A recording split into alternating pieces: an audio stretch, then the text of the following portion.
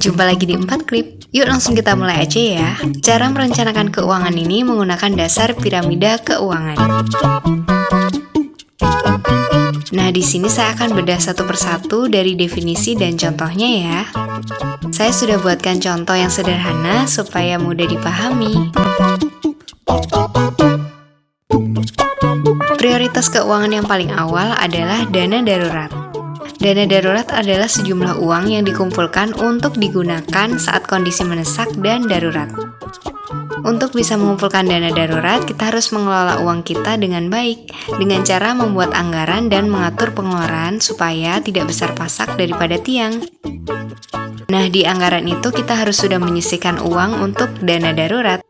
Contoh dana darurat yang versi ringan adalah sumbangan untuk orang sakit atau meninggal, lalu kondangan karena kedua hal ini bersifat tidak pasti dan mendesak.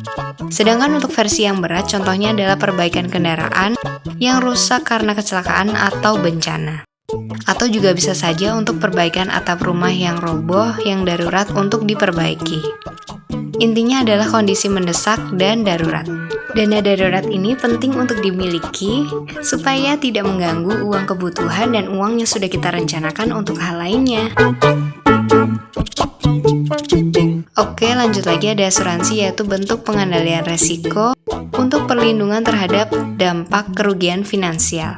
Contoh asuransi yang saya miliki adalah asuransi kesehatan, yaitu BPJS Kesehatan. Sebenarnya masih banyak lagi jenis asuransi yang lainnya, tapi akan terlalu banyak untuk disebutkan.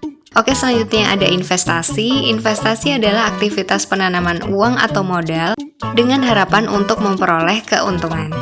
Contohnya ada buka usaha, beli barang penunjang kerja supaya lebih produktif, beli reksadana, beli saham, dan lain-lain.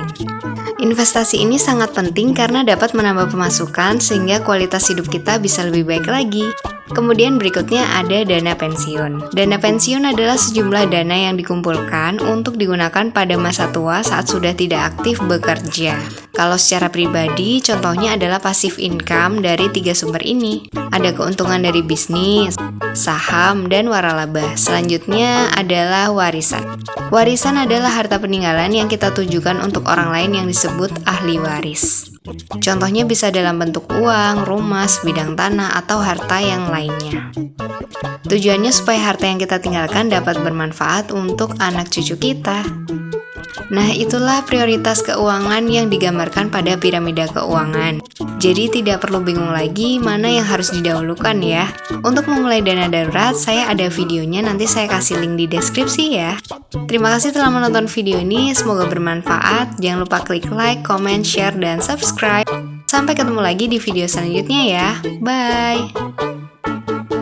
Klik subscribe jika kamu suka dengan video ini ya.